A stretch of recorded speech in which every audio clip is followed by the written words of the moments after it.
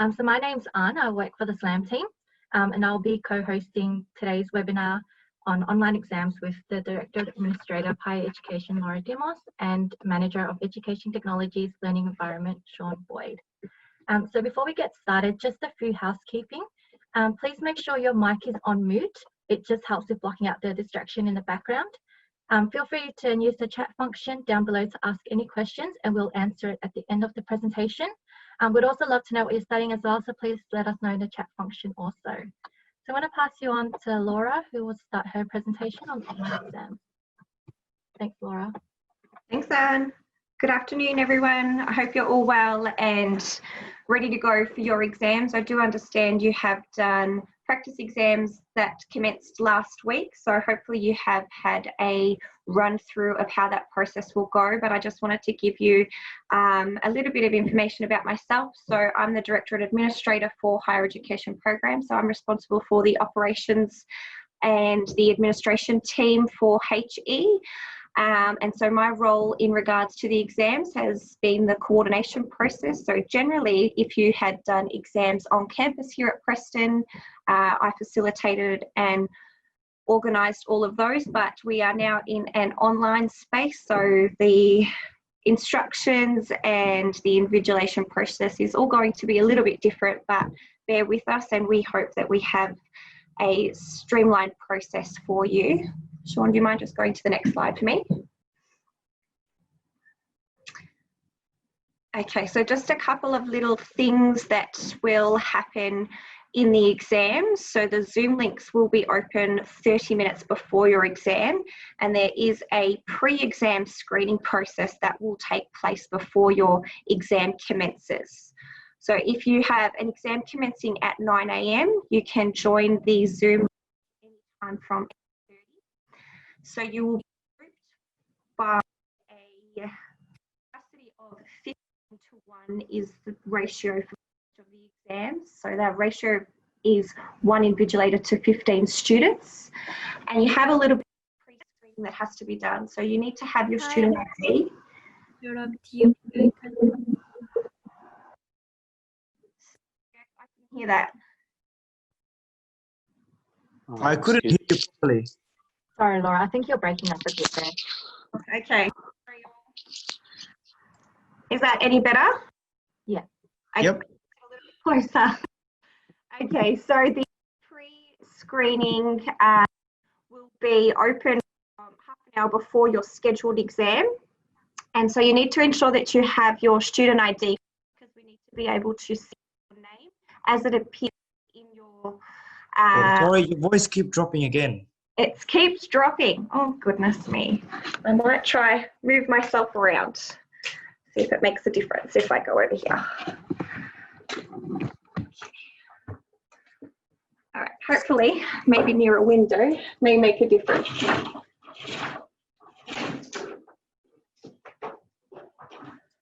All right, hopefully this is better. I'm sorry, everyone. So in the pre-screening for your exams, you do need to have an identification, and the preferred choice is your student ID card. If you do not have your student ID card, we will accept a driver's license and a passport. It is ideal if you can change your Zoom name, so you can see at the bottom left-hand corner of your own screen or on anyone's screen here, it says my name, Laura Dimos. It's ideal if you could change your name to your name plus your student ID number. So for example, I could just make myself Laura Dimos 1, 2, 3, 4, 5. And you can see that that change is there. So that's just to help the invigilators identify you as the student. You are also required to show a 360-degree view of your current environment that you are working in to undertake the exam. So with your phone device where you will log in from Moodle, and you're placing that on the side of you somewhere. So they do have an image. I think it's on the next slide, Shaun, if you don't mind flicking it. So there's the image there, and you can see the device. The blacked out section there is symbolises your mobile device, which will be operating your Zoom link from, so that way invigilators can see your monitor, well, half of your monitor and yourself undertaking the exam. Just go back up to the other slide for me, Shaun. Basically, you just need to pick your phone up for me and show me around, just so that I can see that you don't have any unauthorized resources. So if your exam is a closed book exam and you're not allowed to have any cheat sheets, obviously your invigilators will be looking around your desk to make sure that there is no pieces of paper or textbooks or anything like that in your surrounding, because they are unauthorized. Just like as if you were in Preston campus undertaking your exam, you wouldn't bring in cheat sheets if your exam didn't allow you to do so. So you should be aware of what materials are allowed in the exams. Your lecturer would have given you all of that information. So we do have a quick note here that it's ideal to update your laptop software this week, just so that you don't have any of those distractions, or you're running on the most current software, but I think Shaun might give you a little bit more information on that one.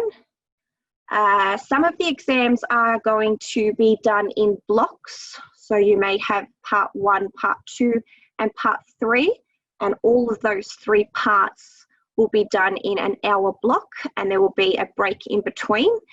If you are doing an exam that is a blocked exam, your attendance is required at all 3, for example, of those blocks, and your breaks vary, and those times will be given to you, whether it's a 15-minute break or a half an hour break. If your exam is a 2.5-hour exam, for example, and it's not sectioned off as a break or a block exam, at the 1 hour and 15-minute mark, for example, the invigilator will announce that your device is to remain in place. Recording will continue, and you are allowed to go and stretch your legs for 15 minutes, go to the bathroom, and just take your eyes away from the monitor, because we understand that it does have a strain on your eyes looking at the laptop or PC monitor for an extended amount of time. So those breaks will be monitored if your exam is not set up in a block. And just note that recording will continue to take place during that 15-minute break out as well. If you can go to the next slide for me, Shaun. So obviously that's the image that I spoke about before, and that is the ideal setup if you can do that. So some people can prop up their phone, leaning it up against some textbooks, or if you've got a wall on the side, just be a little bit creative as to how you can set yourself up. But your invigilator will guide you through that process during the pre-screening if there's any issues there. So we've just got a couple of notes. Yep. So what I didn't get is the Zoom should be open not from the laptop but from the phone. Yes, that's right. Okay. So you will access Moodle from your laptop so that you can undertake your exam, and the camera view for the invigilators is on your device, mobile device or an iPad, whatever your preferred use is. Excuse me, I have one question. So for example, on the exam time, so we can log in the Zoom because we're gonna use the laptop or any desktop computer. So when you turn on the for the exam Zoom link, so the invigilator can see me and we can share the screen. So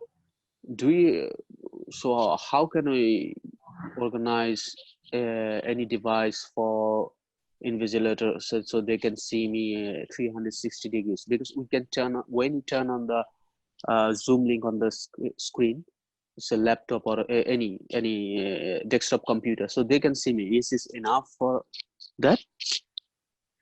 So did you not have an additional device that you could put on the left-hand side, as you can see in that image that's being presented at the moment? Because that's the ideal view that invigilators need for the purpose of invigilation. If you don't have that and you need to use Zoom through your laptop as I'm currently presenting to you today, the invigilators will be able to address that for you and let you know any housekeeping in addition that will take place. But I'll note that down and make sure that the invigilators can address that. Obviously, it is preferred if you can do the setting in the figure on the screen at the moment, but we will try and work something out to facilitate those who do not have an additional device to do that. So your invigilators will go through that process with you. So, sorry. Just Yep. that this one comes. So Zoom doesn't need to be open through the computer. I just need to open from the phone. Yeah. That's correct. Yes, just on your phone. So it doesn't require the computer for. There's no need for 2 cameras. Yes. No, just one camera. Yep, just one Yep. camera. That's all we need. So just a little bit of things for yourself. Just make sure that your area is comfortable and you've got heating or cooling on. It's always good to have a bottle of water. So just think that it's like a normal exam setting where you come into Preston campus and you have your pens or your bottle of water with you just to hydrate yourself. Do whatever you need to make yourself comfortable while you are doing your exam. So I spoke about allowable material before, just to ensure that you only have the materials that you are allowed to, and your lecturer will give you that information, but your invigilators will be checking for that, as I said, in relation to that 360 screening process that will take place. They'll identify any of those things. A couple of other things that I just wanted to point out to you. So obviously the exams will also be recorded as well. So your invigilators will make an announcement prior to the exam commencing. We will have, in an instance where we need to chat with students, so we can appreciate that your device is going to be on the side of you, so you won't receive any notifications. So if an invigilator needs to seek your attention, they will make an announcement and ask you to refer to your phone or your device on the side so that they can communicate with you. Shaun, do you mind going to the next slide for me? Okay. I'll let you go here and then you can come back to me, Shaun, if you want to just go through this process. No worries, Laura. Yeah. I can do that. So one of the big things with the exam is make sure you prepare your device before it. And it's just four things you need to think about. So always remember, test your connection. So if you can test it the week, like this week, make sure that you're connecting fine. On your device, only open Moodle, close everything else down that you don't need to be using during the exam. Make sure you turn off any notifications. So if you've got like desktop notifications for email or any other applications, make sure you have those turned off. This is just to stop any outside noise that you don't need to see during the exam. And if you need to run updates, remember this is the week to do it. The exam week is not. So you don't want to be your machine to accidentally start running an update halfway through the exam, which could cause you some issues with connections, okay?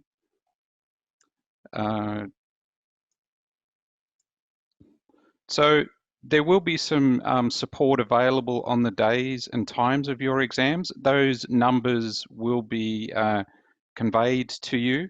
Have them ready, and if you need to, make sure you call that number, okay? Your invigilators and also Laura and the team will be letting you know what those numbers are prior to the exams, okay?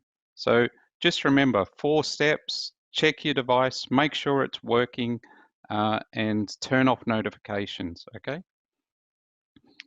So Laura, I'm going to go back to you now. No problem, thanks, Shaun.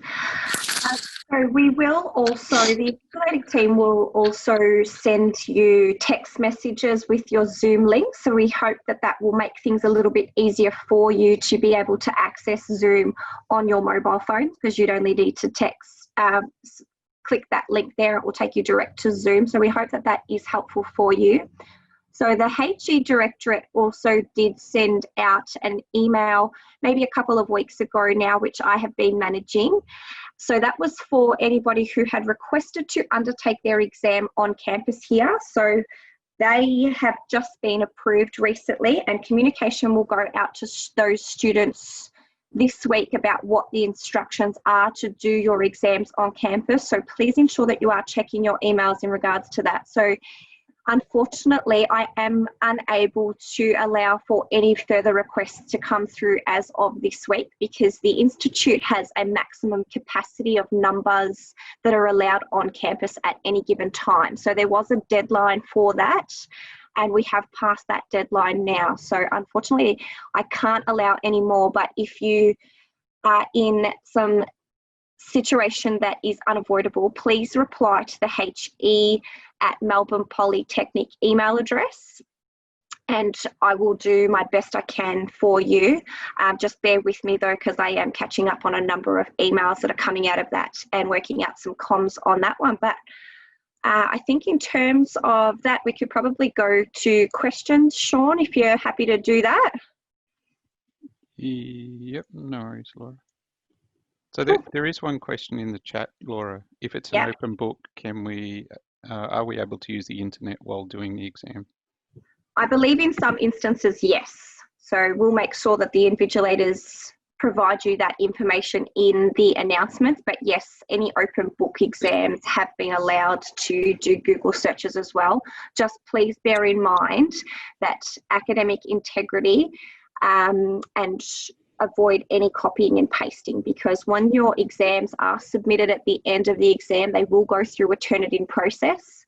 So if your similarity report percentage is high because of copying and pasting off a website, this will be an announcement at the beginning of every exam that if it is identified a high similarity report and turn it in, students will be called before a panel and will have to sit and demonstrate or justify their knowledge in a particular area. So any form of academic misconduct is going to be treated the same as any normal situation via our HE academic and integrity policy. So please bear in mind that it's not ideal to copying and pasting off the internet if you do have those options for an open book exam. We'll just have a look at additional questions. The other question was sometimes for the network diagrams, we have to draw them on paper instead of onto the computer. In that case, are we allowed to take photos and upload them to Model? Yes, that is correct. Yes, you will have that option to do so. So we are conscious that there are subjects who have to do diagrams, or there may be some mathematical subjects who need to show their workings out on how they come to an answer. So those students will be able to write on a piece of paper, take photos and upload that. So yes, that is correct. I have another question. Yep. I get that you guys we are gonna be sent the link of Zoom, but where will we get the link of examinations? So your exams are still through your current Moodle site. So there's no change to where you access your exam from. You will just log into your Moodle site for the subject that you are undertaking that exam for. And so it'll be there. It will be there, yes. So at the moment they are not visible to students, but they will appear when your exam commences. Oh, okay. Okay. Hey, Yes. Laura, sorry, I think I missed what you said before. So basically on the open exam, can we be able to, go into the web browser, for example, Google and stuff like that, to search for things? Yes, that is correct. You will be able Okay. to do that. Just keep in mind the academic integrity policy and trying to avoid any copying and pasting, answer questions in your own words. All right, sweet. All right, thank you so much. Laura? Yes. Usually we have to use an additional device to switch on our Zoom. Yep. Yeah. So if I use my phone, it doesn't always just my camera and microphone. I don't know why. So the same thing happens to me in my presentation as well. So can I use my laptop camera instead of my mobile one? So you shouldn't need to have to use your microphone during the exam if that's what your issues were with your device. The camera as well. It says like. Oh, the camera's not operating. Yeah. Okay. Look, if you're not in a position, then that is fine. I will note that to all the invigilators who will be assisting during the examination period and advise that there may be some cases where students will need to use their laptop's device as a camera and microphone, and we'll address that accordingly. Yeah, thanks. So the other question we had on the chat function was, when will announcements be made if the exams is open book or not? So at the beginning of the exam. before the exam commences, an announcement will be made and it will state what that is. But you should know already if your exam is an open book or the only allowable material, for example, could be an A4 cheat sheet, double-sided. So that information should already be available to you. And my assumption is that you would get that off your current Moodle site. Or I would just check in with your lecturer this week just to confirm what those allowable materials are. Yeah. Other question is, if I do not have my student ID physically, can I show picture or some way to do? So if you do not have your student ID, could you source your driver's license or passport, because you will be required to present that to the camera so that the invigilator can confirm your identity. Hello? Yep. Do we need to recording the video about our exam? So the invigilators will record the exams. So when the announcements go to commence, that's when the recording process will take place. So we have to recording our exam when we're doing the exam, right? Yes, the exam will be recorded. That's correct. Okay. Like one of the students even asked here, like if we are using a mobile for a Zoom exam, and if someone gonna call us and the Zoom gonna be disconnected, yeah? So will it continue with the exam? Like if once the call gonna disconnect, or we gonna cut the call? Because my concern is like if we're gonna use for a Zoom exam and we're gonna work on a laptop or on our sheet, so how we gonna notice, like we're gonna see in a one side, we can't like see in our phone as well and on a laptop at the same time.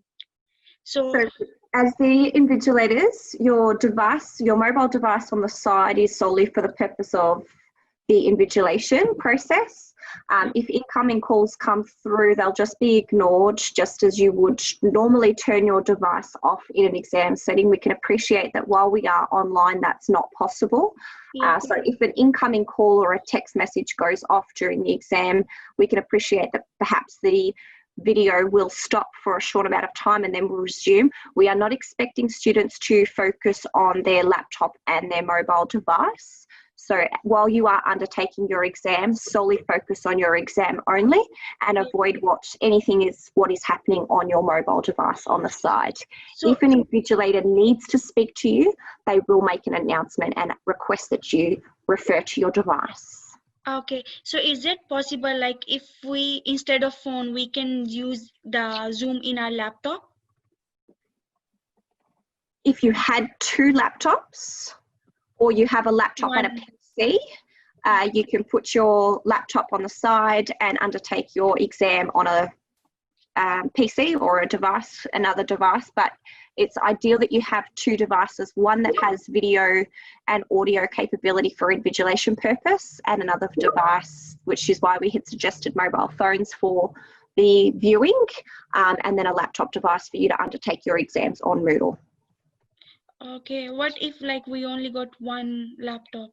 Yeah, so if you do only have one laptop and you will need to do access Zoom and Moodle through your one device, I will note that down and ensure that invigilators can address that for you. So that's not a problem if you don't have it. We will ensure that that's okay. All good, thank you. Thank you. So we can use a mobile phone, like we can use a mobile phone for the Zoom? Yes. Shaun, do you mind showing the figure again, please, of the setting just for some students? So that's the ideal setting if you can do that. So can we use the same laptop that we'll use for the exam, but just plug in, maybe don't use a own webcam, just plug in another camera in it? And if you have access to that, then yes, that's fine. But obviously we're conscious that not everybody can access that amount of resources. So we're just trying to keep the ideal setting that you can see on the screen there as simple as possible, that most people will be able to facilitate. Okay, because well, I think most of the students won't be able to I don't know, take the responsibility to use their mobile phone, and could be that we get some notification as a Wi-Fi will be on, and like with call, someone else calling you and all. That's why, yeah. So we're conscious of that, and we do understand that there may be interruptions to video recording because of incoming calls or notifications. So the invigilators will be aware of that, but we're also aware that if a phone call comes through and your camera stops, if you do not answer it and you ignore that, or your phone happens to be on vibrate and you can hear it, and if you reject it, then the camera's going to very quickly appear again for the invigilators' purposes. But we don't expect you to be referring to your device, your mobile device on the sides. We do want you to solely focus on your exam only. Yeah, I'm Laura. In case there will be like an unplanned outage, what will happen? So if you do have an outage and you cannot access or complete your exam because of that, a number will be provided in the text messages that we are sending you to contact immediately, just to let us know that you cannot undertake your exam any further. So you can call that number and they'll take note of that. But your invigilators will also, because invigilators are only monitoring a group of 15, if somebody drops out, they're going to record that straight away on invigilators report that will be done every single session of an exam, and we'll note that. Yeah, and four subjects that has like calculation, so we need paper to write on and everything. Yes. So we will just show the invigilators like the blank paper that we need to use for the calculations. That's correct. Yes. No worries. Thank you. Another question we had was the lecturer for some subjects said that we can get printouts of paper and answer in written and upload via Turnitin. What's the easiest and correct method we need to follow? Shaun, you probably assist in answering this one to provide students with the easiest solution here, but my thought process would be that if you didn't have a scanning facility available, that you would take a photo and upload photos, but we can appreciate that that may take some time. So depending on how long you have to upload your submissions at the end of the exam may be different depending on the lecturers and the subject. So it might be something that you need to check in with your lecturers. Shaun, could you add any additional here?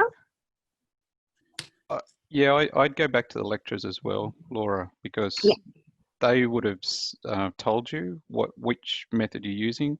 Lots of them are using the quiz function in Moodle, but there may be some that are using Turnitin. So there should be allowances to take the images and then upload it into Turnitin near the end of the exam as well. Absolutely. Yeah, because for one subject, our exams are all, we just write it and take picture and upload it, and then it will take us like 15 to 30 minutes because everybody's uploading it. So will they give us like a leeway, like a grace, a time for us to upload it in case the system is slowing down or something? Yes, they will. They will. And as Shaun and I both said, it is good to check in with your lecturers this week just to confirm how long that grace period is. I have been included in a couple of emails in regards to grace period where they're allowing up to half an hour. Should an event happen where you have been delayed in loading or taking photos, uploading them, that it's gone over the duration, there'll always be that contact number that you can call. There's always that he@melbournepolytechnic.edu.au email address that you can email, because that comes to me, and I'll make sure that your lecturer gets a copy of your exam even thereafter the period of grace and the exam's closed. So there'll be numbers and contact details for people in a situation like that. Excuse me. For some exams, we have to take pictures. So how are we gonna let the Zoom link on and take the pictures with the phone? So your invigilator will give you information in regards to that. So we can appreciate that while you are using your phone, you will need to access your device to take photos. So your invigilators will address that question for you at the beginning of the exam, or at the end when you are required to upload, they'll go through the process there for you. Invigilator going to be our lecturer or someone else? No, your invigilators are administration staff. So that includes staff in my area in higher education, and there are a number of people across the institute who are assisting as well. Anything in the chat that we need to address? Actually, I have another question. So if someone missed the exam, for example, if someone missed anyway, so just in the final day miss the exam, so has there any chance to go for exam again? Any? So it depends on the circumstances as to why you have missed your exam. If you are unwell, then you would follow the process for special consideration. You need to ensure that you provide a medical certificate and a medical impact statement and submit those through to your head of program or your course administrator respective to your course within 2 days of your exam. But it depends so actually, exactly where should we contact the head of the program or the HE department of the Melbourne Polytechnic? So you would contact your head of program in the first instance. Okay, yeah, thanks. And do we have any additional questions that we haven't addressed? So every subject me. will have, every subject will have its own Zoom link? Yes, that's right. Okay, thank you. I have a question as well. Let's say I don't have a second device. You said the invigilator would work something out with me, right? Mm-hmm. But isn't that going to be unfair to other candidates because they're not in the same working conditions as I am? We are in a position where we have to be flexible at the moment because that's the way that we are all working at the moment. So some people have 2 devices, some people do not. So we're not trying to disadvantage anyone. However, we also need to be very flexible with our arrangements here. So we're just trying to capture as much as we possibly can and be flexible where we can. So it's not about disadvantaging anybody. And if anybody feels that they were disadvantaged at any point during your examination period, then please just send an email to the HE Directorate and we'll respond to your queries. All right, thanks very much. Yeah, that makes sense. Like, I was just wondering because, you know. Yeah. I mean, I was expecting some candidates might just purposely say that they don't have a second device to see if they can work out something else. Thank you. Thanks very much anyways. Yeah, thanks, Laura. And do we have any additional questions that I haven't addressed? No, I think some of the questions are quite repetitive. So today's session will be saved on the student remote learning page. So you are able to view it in the next couple of days. Feel free to go back and log into Moodle to review it, especially for those of you that came in a little bit later. We did run a few webinars, exam preparation webinars last week as well. So we ran one on how to get the most out of your brains during exams and reading techniques and time management skills. So if any of you want to review that, you can access it via Moodle in the next couple of days. So a big thank you to Laura and Shaun for hosting today's session. If you have any questions, like Laura mentioned, please feel free to email. What was that email that you mentioned? It's he@melbournepolytechnic.edu.au. Yeah, thank you so much. So we might leave it at that. So we wish you all with the best of your exams. And thank you. Thank you everyone for tuning in. Thanks everyone. Hi, I have another question. Yeah, sure. Yeah, because even for some subjects we have class test also. The lecturer asks to take printouts, then answer in written. Then we scan that, and when we are trying to upload it, we combine those scan PDF and try to upload via Turnitin, but it's very difficult. Then we need to convert it to Word document, and then we try to upload. It takes 1 hour something. So can you propose some proper way for do that when we are writing exam in written? So I did mention that before, but it depends on the exam type, but the ideal situation would be that you just took photos of your workings on each individual paper. So let's pretend, for example, you've written 10 pages worth of your exam. We would expect that you are submitting 10 photos. So we can appreciate that will take a certain amount of space and time to upload. So there is a grace period at the end of the exam for students to upload that I do suggest that you check with your lecturers as to what they are, because I can't answer that question. And in an event that you are unable to load your answers in time, then please email the HE Directorate email address and we will respond and make sure that your submission is uploaded on your behalf. Okay, thank you very much. Okay, I also have a question. That's like if we have 10 photos of documents, for example, can we upload those 10 documents 10 times to turn it in, or only we need to convert them into one document? Shaun, do you have an answer for that one? Into Turnitin, you should be able to upload multiple files. Because we try with the class test, the lecturer said we have to upload only one document. So yeah, so we couldn't take photos and upload. So we have to scan those documents and take PDF into several PDF into one PDF, convert into one PDF, and then upload via Turnitin. It should be out, yeah.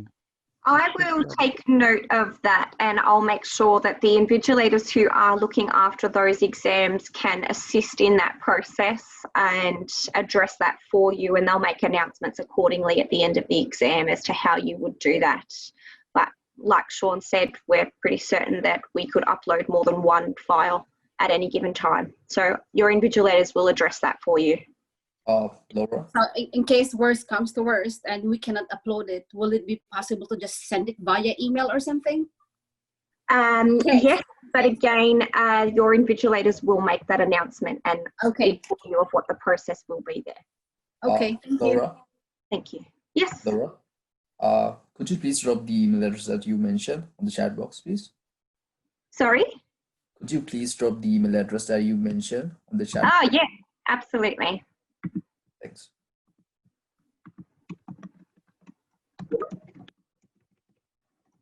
Any other questions?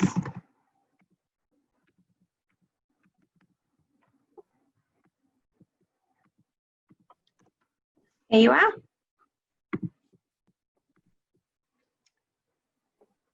No further questions?